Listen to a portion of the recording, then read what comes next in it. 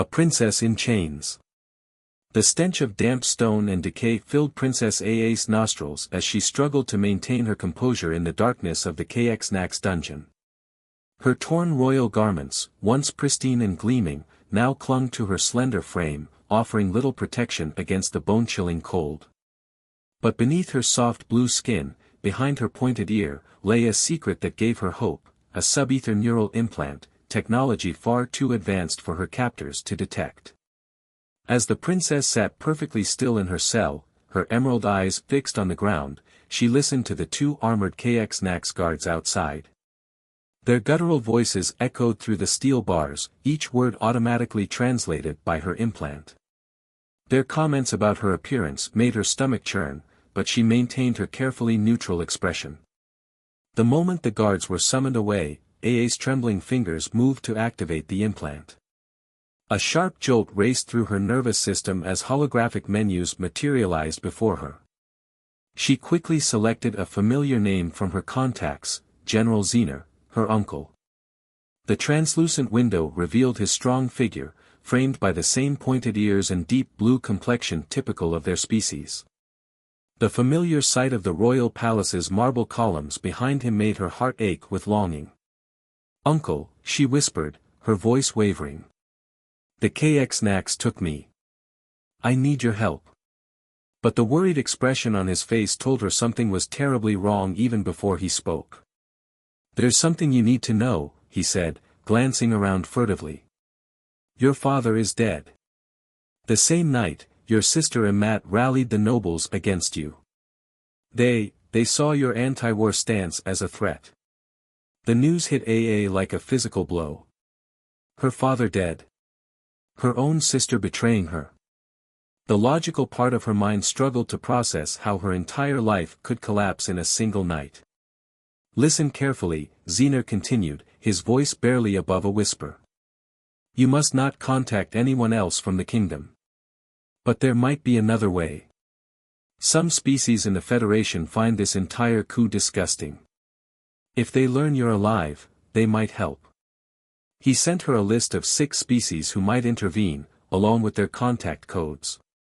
Aa's eyes widened when she saw humanity at the bottom, the newcomers to the Federation, a species she'd never even met in person. One by one, she contacted each species on the list. The Xander Republic declined, citing non-interference policies.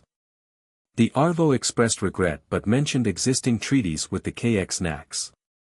Each rejection struck deeper than the last, until only humanity remained. With nothing left to lose, Aa sent her final plea. The humans' response came surprisingly quick. They wanted details about her location and captivity. She hurriedly provided everything she could remember, the fortress name, coordinates, duration of her imprisonment. Their reply both crushed and confused her. They admitted that sending a fleet from Earth would take too long, but they had one man already on the KX-Nax home planet. A lone human with a personal vendetta against the KX-Nax had promised to help her. Aa almost laughed at the absurdity. One man against an entire fortress. It seemed like the final mockery of her desperate situation. She slumped against the cold stone wall, too drained to attempt further communication. The familiar sound of heavy footsteps announced the guard's return. Aa pressed her palms against her head, no longer wanting to hear their cruel words. But then 2 sharp, muffled pops shattered the silence. She looked up to see both guards sprawled motionless on the ground, red liquid oozing from their foreheads. A hooded figure materialized from the gloom, stepping over the bodies without a glance. 5 fingers on each hand, definitely not KX-Nax. The stranger stopped at her cell, face hidden beneath the dark hood. "Here." A gruff, masculine voice accompanied the clatter of keys thrown through the bars. When Aa hesitated, the man barked, "Hurry up, princess." The unexpected title jarred her into action. She quickly freed herself from the shackles, rubbing her chafed wrists as she approached the cell door. The stranger kept a strange black device pointed down the corridor, clearly a weapon, given how the guards had fallen. As Aa watched him scan the darkness ahead, she realized that this mysterious figure represented her last hope. Everything she'd known and trusted had crumbled, leaving her with only one ally, a lone human warrior whose face she couldn't even see.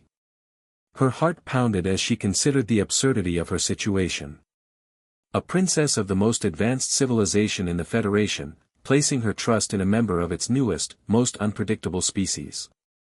But as the sound of distant alarms began to echo through the corridors, AA knew she had no choice.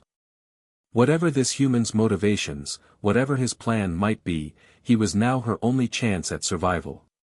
The guard's blood pooled slowly across the stone floor as the human gestured for her to follow. "Stay close," he whispered, "and whatever happens, don't look back."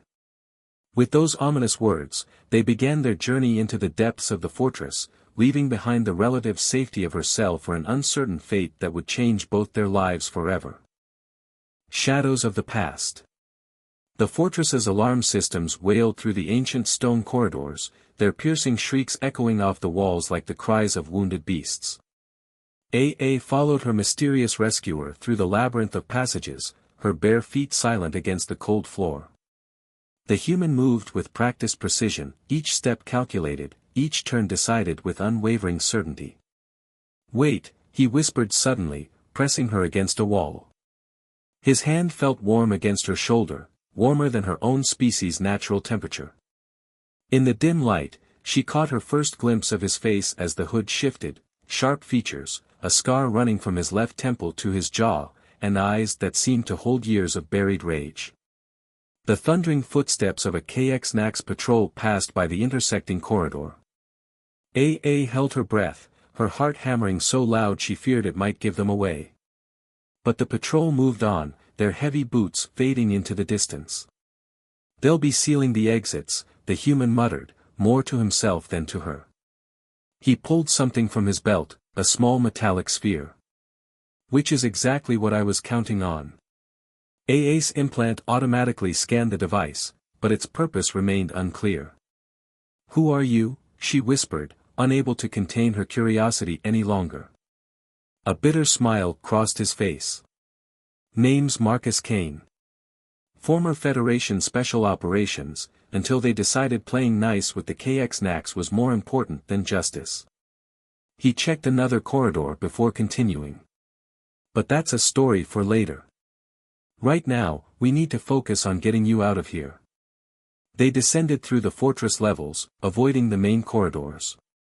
Marcus seemed to know exactly where they were going, suggesting he'd studied the layout extensively. But it wasn't until they reached a massive drainage tunnel that AA understood his plan. "The waste disposal system," she breathed, her implant analyzing the ancient infrastructure. "It connects to the underground river network." Marcus nodded, pulling out more equipment from hidden pockets in his clothing. "Smart princess. The KX-Nax built this fortress over thermal vents, free energy source.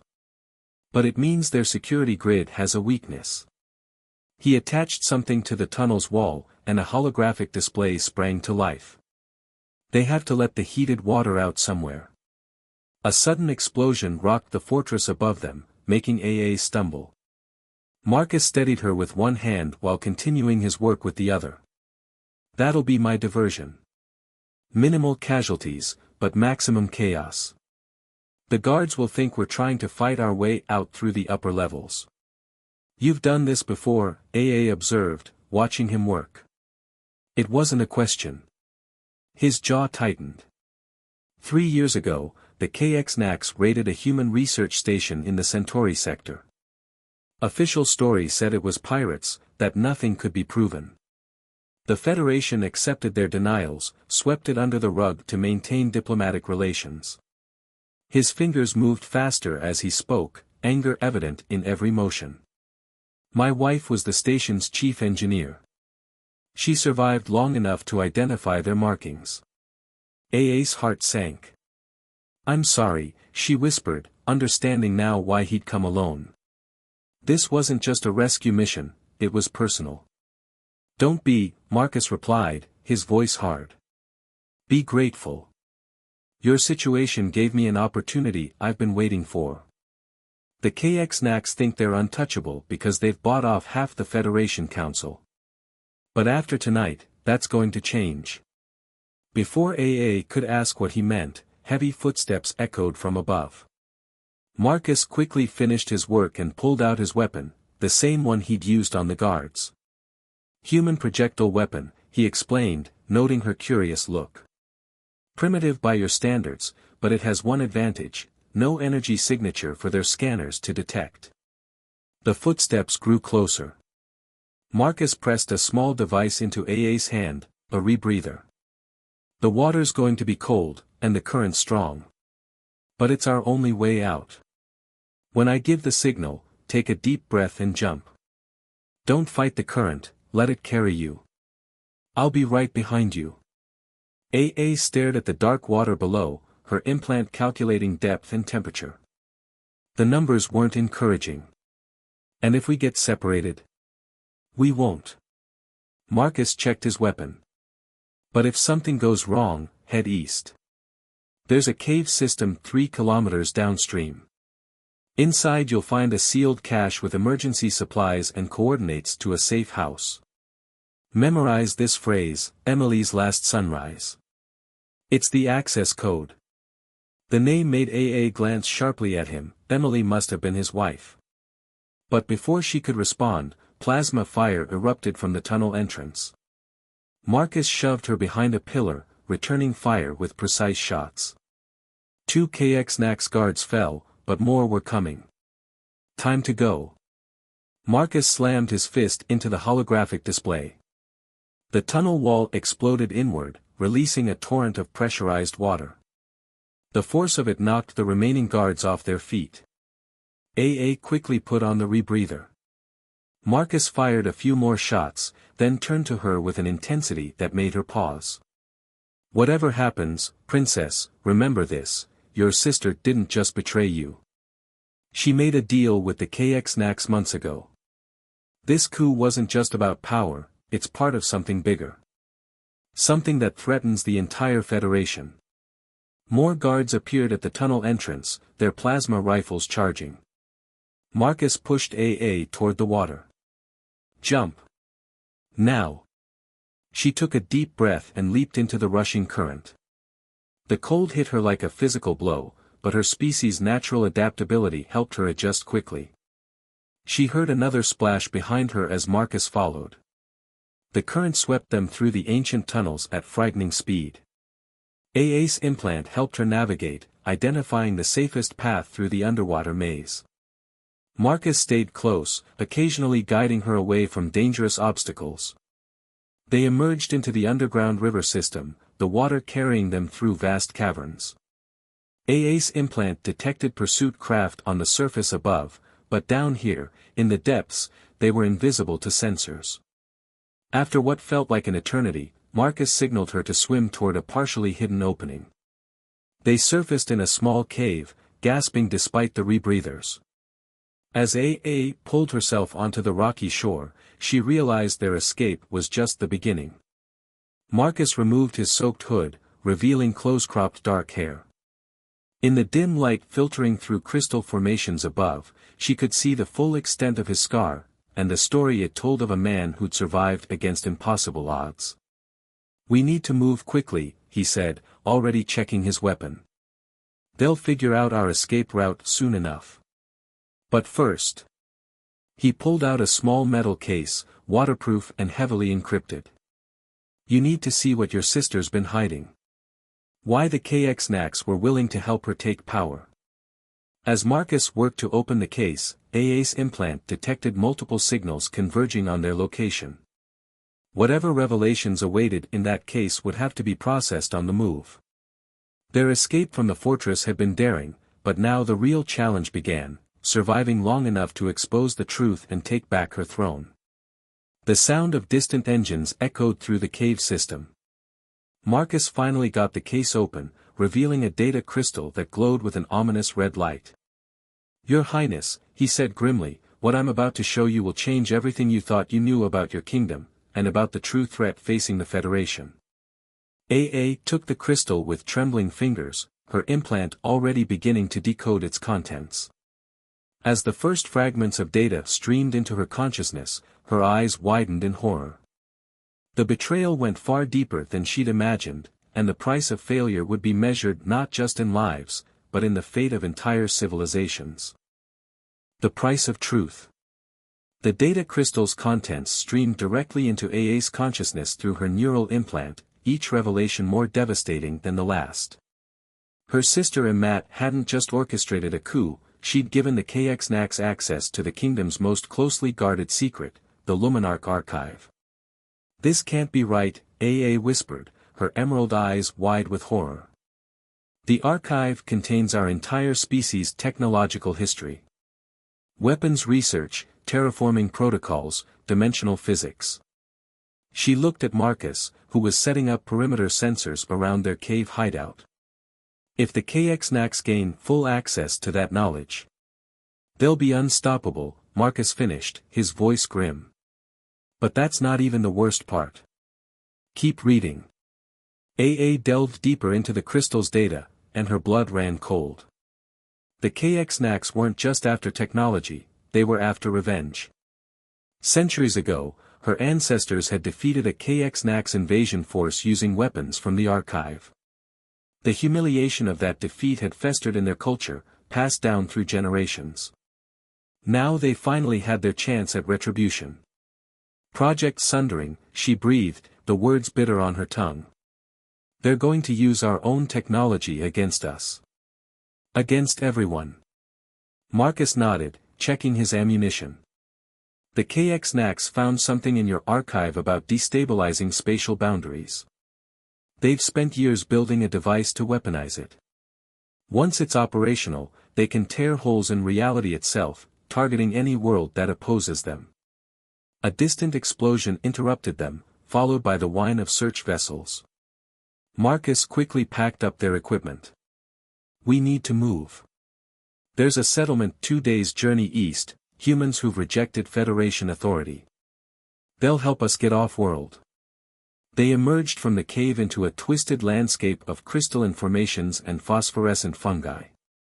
AA's implant automatically adjusted her vision to the dim light, but she noticed Marcus donning a pair of sophisticated night vision goggles.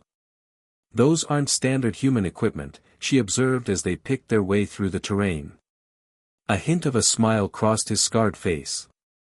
"Let's just say I've made some interesting friends since leaving Federation service. Speaking of which..." He tapped his comm unit. "We're going to need help getting to the settlement. Time to call in a favor." They traveled through the night, avoiding main routes and staying under the cover of the strange, glowing vegetation. AA's implant helped them navigate, but it also picked up disturbing patterns in the search party's movements. "They're not just looking for us," she realized, analyzing the data. "These search patterns, they're establishing a perimeter. Creating a net." Marcus cursed under his breath. "They're not trying to catch us. They're hurting us." He pulled out his maps, studying them intently. "There's something in these mountains they want us to find. Or something they want to find us." A high-pitched whine filled the air, and AA's implant blared warnings. "Energy surge," she called out, just as the ground beneath them began to tremble. Marcus tackled her behind a crystalline outcropping as a beam of pure energy carved through the space they just occupied. The crystal formation exploded, showering them with glittering shards. "Prototype weapon," Marcus growled, pulling AA to her feet. "Looks like they've already started adapting your technology." They ran as more beams sliced through the night, the air crackling with power. AA's implant was going haywire, overwhelmed by the strange energy signatures. "This shouldn't be possible," she gasped as they sprinted through a field of bioluminescent mushrooms. "The archive's safeguards should prevent unauthorized access to weapon schemas." "Unless," Marcus vaulted over a fallen log, helping her across, "someone with royal authority overrode them. Someone like your sister." The revelation hit AA harder than any physical blow. Imat hadn't just betrayed her, she'd betrayed their entire civilization's principles. The weapons their ancestors had sealed away were being unleashed, perverted by KXNAX engineers into something even more terrible. They reached a steep cliff face just as dawn began to break. Marcus quickly set up climbing gear, but AA's implant detected something unusual in the rock. "Wait," she said, placing her hand against the stone. "There's a resonance pattern here. Like nothing I've ever seen." Marcus checked his sensors and swore softly. "They don't want us dead. This whole chase, they're driving us toward something. Something they built using knowledge from your archive." A low hum began to emanate from the cliff face, growing in intensity until AA's teeth rattled. Her implant's warnings reached a fever pitch as reality itself seemed to ripple around them. "It's a trap," she realized. "But not for us. For what's inside me." Her hand went to her neural implant. "The archive, it's not just a database. It's a key. And I'm carrying part of it." Marcus's eyes widened in understanding. "The neural implant. It's not just for communication, is it? It's a direct link to the archive itself." AA nodded grimly. "My father gave it to me before." She swallowed hard. "Before he died. He must have known what Amat was planning. He split the archive's access codes between multiple carriers. Without all of us together, no one can gain full control." The humming reached a crescendo, and the air before them tore open like a wound in space itself. Through the rift, AA caught glimpses of impossible geometries and writhing energies. "They're not trying to catch us," Marcus said, readying his weapon. "They're trying to extract the archive fragment from your implant. This is a dimensional separator, designed to pull apart matter at its most fundamental level." AA's mind raced through possibilities, her implant processing variables faster than conscious thought. "If they activate it at full power, it won't just remove my implant. It'll tear apart everything in range." Marcus grimaced. "Then we do something they won't expect." He pulled out the last of his explosives. "We bring down the mountain." "That's suicide," AA protested, but Marcus was already working, his movements swift and precise. "Maybe," he admitted. "But better that than letting them get what they want." He finished setting the charges and turned to her. "Your Highness, if we survive this, there's something you need to know. Your father, he contacted me before he died. He knew what was coming, and he had a plan. A way to not just stop the KXNAX, but to transform the entire Federation." The dimensional rift pulsed, reality warping around its edges. In the distance, AA's implant detected multiple vessels converging on their position.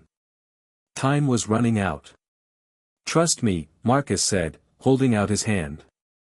"Sometimes the only way to win is to change the rules of the game entirely." AA looked at his offered hand, then at the horrific tear in space behind them. In that moment, she made a decision that would alter not just her fate, but the destiny of entire civilizations. She took his hand, and together they leaped, not away from the rift, but toward it, as Marcus's explosives detonated behind them. The mountain came down in a cascade of crystal and stone, but by then they were already falling through dimensions, toward either salvation or oblivion. AA's last conscious thought was a desperate hope that her father's mysterious plan would prove worth the price they were about to pay.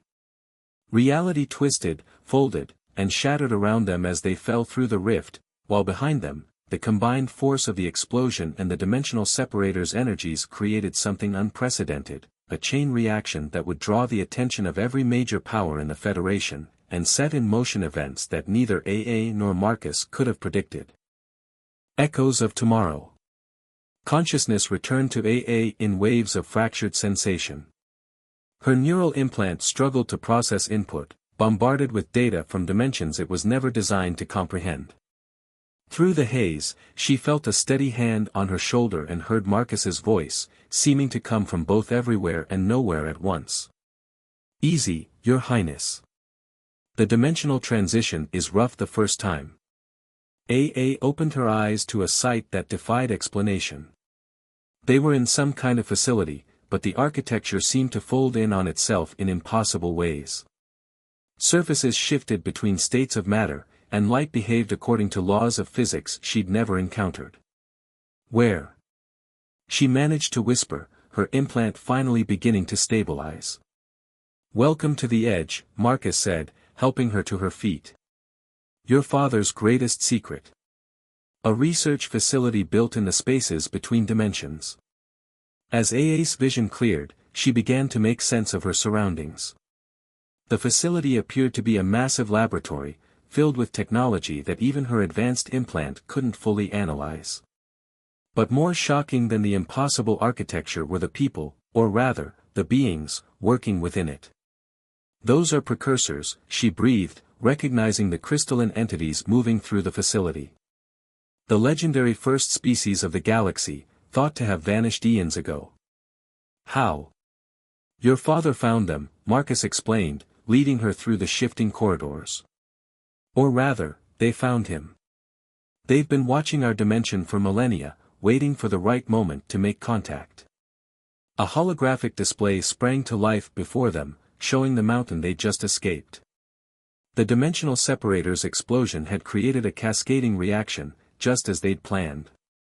But instead of destruction, AA watched in awe as the energy was captured and redirected by hidden systems throughout the region. The KX-Nax think they've adapted your archive's technology, Marcus continued, but your father was 10 steps ahead. Every weapon they've built has been compromised from the start. The more they push to develop these technologies, the more they play into his plan. A precursor floated toward them, its crystalline form pulsing with internal light. Aa's implant translated its method of communication, not quite sound, not quite telepathy, but something in between. Welcome, daughter of light, the being said. We have waited long for your arrival. Your father spoke often of you. Aa's heart clenched at the mention of her father. You knew him well. He spent his final years preparing for this moment, the precursor confirmed. The archive your sister thinks she's helping the KX-Nax steal. It's a trap. A doorway that can only be opened by specific genetic keys, carried by you and your fellow heirs. Marcus pulled out a device AA had never seen before, clearly of precursor design. Your father knew Amat would betray you. He knew the KX-Nax would try to use the archive's weapons.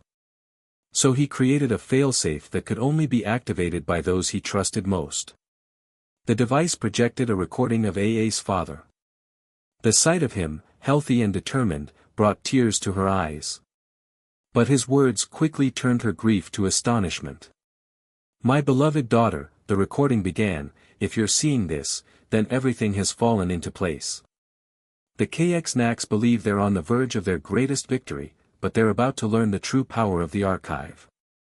The recording showed schematics that made AA's scientific training spin. The weapons they're building? Each one contains a fraction of a greater whole. When activated together, they'll create a quantum resonance that will rewrite the very fabric of their civilization. Not destruction, AA realized, but transformation. The weapons will change them. The precursor pulsed in confirmation. Your father discovered that the KX-Nax's warlike nature was not natural, but the result of ancient genetic manipulation by a long-dead enemy. The resonance field will undo that damage, releasing them from millennia of artificially induced aggression. But it can only work if all the components are in place, Marcus added. That's why we needed them to keep developing weapons. Each one they build brings us closer to the critical mass needed for the transformation. AA's implant was finally making sense of the facility's strange readings. This place, it's not just a laboratory. It's a control center.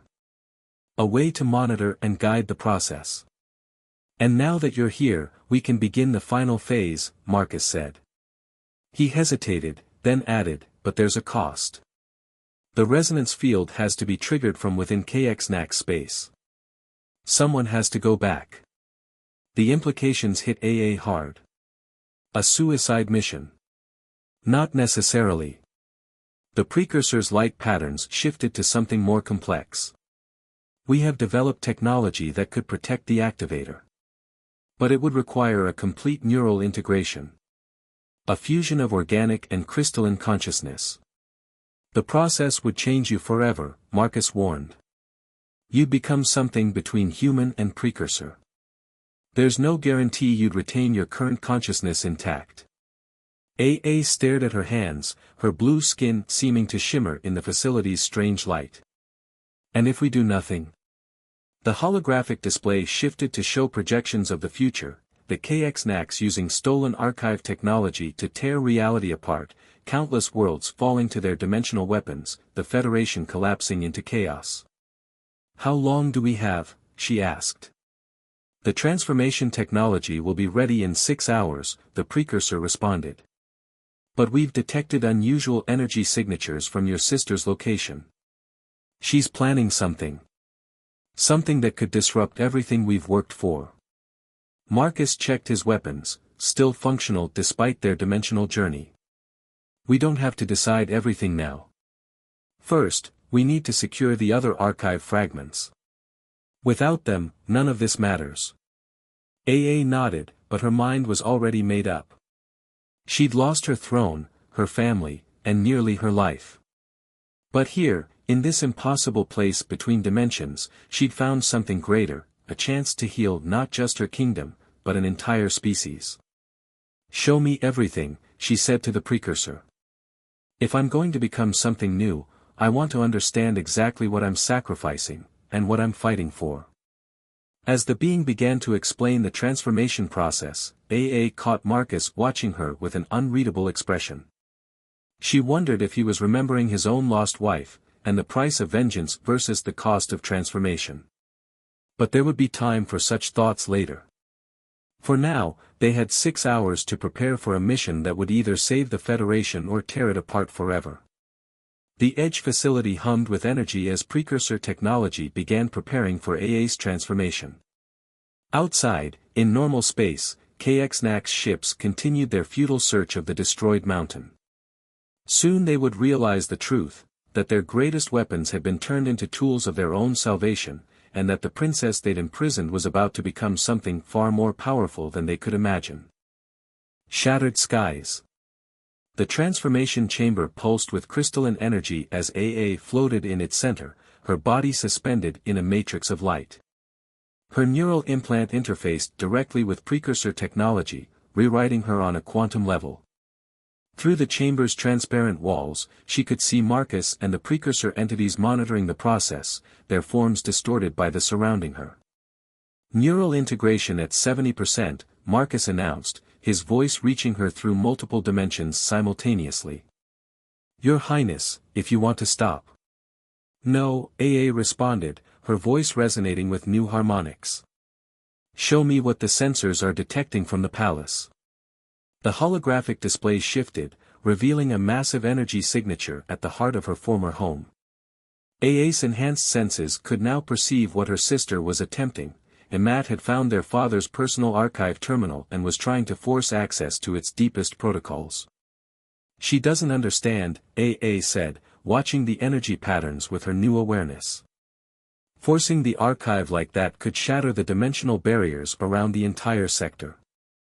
The precursor's crystalline form flickered with concern. The resonance cascade must be precisely calibrated. If your sister's actions destabilize the quantum matrix before the transformation field is ready, then everyone dies, Marcus finished grimly. How much longer? Integration reaching 90%, the precursor responded. But Princess Amat's actions are accelerating the timeline. The window for successful intervention is closing. AA felt the final stages of her transformation beginning, her consciousness expanding beyond normal spacetime. She could see the quantum threads connecting all things, the delicate balance her father had worked so hard to maintain. And she could see exactly how it could all fall apart. Marcus, she called out, her voice now carrying harmonics that made the chamber's crystals resonate. The mission has changed. I'm not going back just to activate the resonance field. I have to stop Amat first. That's not the plan, he protested, but AA could see the strategic calculations running through his mind. The KX-Nax fleet is concentrated around the palace. Even with your new abilities. I'm not going alone, she interrupted. Her transformed consciousness reached out, interfacing with the Edge facility's systems. Father left more than just research here. Show him, she instructed the precursor. The facility's walls shifted, revealing a hidden hangar. Inside stood rows of crystalline vessels, ships that seemed to exist in multiple dimensions at once. They were smaller than traditional Federation vessels, but Aa's new senses told her they were infinitely more powerful. Your father called them Lightbringers, the precursor explained to Marcus. Hybrid vessels combining your technology with ours. They've been waiting for this moment. Marcus stared at the ships, then back at Aa's transforming form. You want me to lead them? Who better? Aa's voice resonated with certainty. You know the KX-Nax better than anyone. And now you'll have the tools to match their stolen weapons. The transformation chamber's energy peaked. Aa felt the final changes taking hold, her body becoming a hybrid of organic matter and living crystal. When the chamber opened, she stepped out transformed, her blue skin now laced with luminescent crystal patterns, her emerald eyes holding the light of other dimensions. Marcus caught his breath at the sight of her. Your Highness. That title doesn't quite fit anymore, she said with a smile that rippled through multiple realities. We have one chance to get this right. Imat must be stopped, the resonance field must be activated, and the KX-Nax must be freed from their ancient curse. All at the same time. The precursors moved to the hangar, preparing the Lightbringer fleet. We've modified the ship's quantum drives to recognize your neural signature, one explained to Marcus.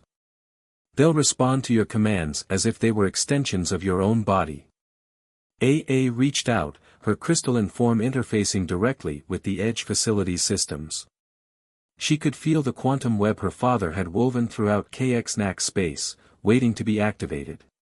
But she could also feel it beginning to unravel as Imat's desperate actions destabilized the fabric of reality itself. Time to choose your crew, she told Marcus. The Lightbringers can operate with minimal personnel, but we'll need pilots we can trust. Marcus's scarred face broke into a fierce grin. Remember that favor I said I needed to call in?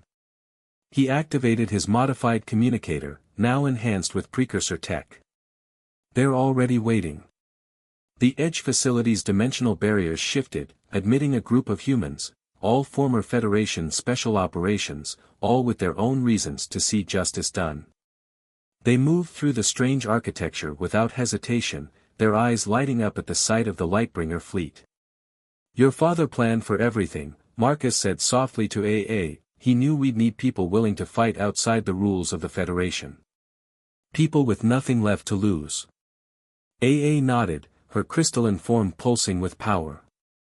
And now we'll give them something to fight for. A chance to rewrite the story of an entire civilization. The final preparations moved quickly. As the human crews familiarized themselves with their Lightbringer vessels, Aa used her new abilities to plot the quantum course they would need to take. The route would carry them through gaps in normal space, emerging precisely where they needed to be. Remember, she addressed the assembled crews, her voice carrying through multiple dimensions, this isn't about revenge. The KX-Nax are victims of their own history. Today we free them from chains they don't even know they're wearing. Marcus took command of the lead Lightbringer, its crystalline structure responding to his touch as if alive. All ships, prepare for quantum translation. We'll emerge in 3 waves, first wave targets their orbital defenses, second wave creates a corridor to the palace, third wave protects the princess while she deals with her sister. Aa felt reality flex around them as the Edge facility's dimensional barriers opened fully. Through her enhanced senses, she could see the quantum strings connecting all the pieces of her father's plan, the compromised weapons the KX-Nax had built, the hidden resonance generators waiting to be activated, and the ancient genetic programming waiting to be rewritten. One last thing, she said to Marcus before taking her position. Whatever happens up there, thank you. For being the one person willing to help when everyone else turned away. He met her crystalline gaze steadily. Your father gave me a chance to be part of something bigger than revenge. Today we'll prove his faith in both of us was justified. The Lightbringer fleet moved into position, their crystalline forms shimmering with dimensional energies. AA reached out with her transformed consciousness, feeling the quantum web trembling on the edge of activation. In the palace above, her sister's desperate actions were about to tear reality apart. All ships, initiate quantum translation, Marcus commanded. Operation Daybreak begins now. The fleet vanished from normal space in a cascade of crystalline energy, while in the Edge facility, the precursors began the final calculations that would determine the fate of an entire civilization. The moment of transformation had arrived, and with it, the chance to heal wounds inflicted across millennia of time. Through dimensions beyond normal perception, AA felt the quantum strings of destiny drawing tight. Her father's last gift to his people, to all people, was about to change the galaxy forever.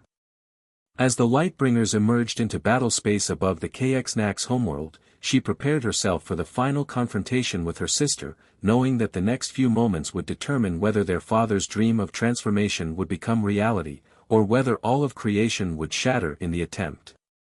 The crystalline ships broke through into normal space like shattering stars, their impossible geometries causing KX-Nax sensors to overload.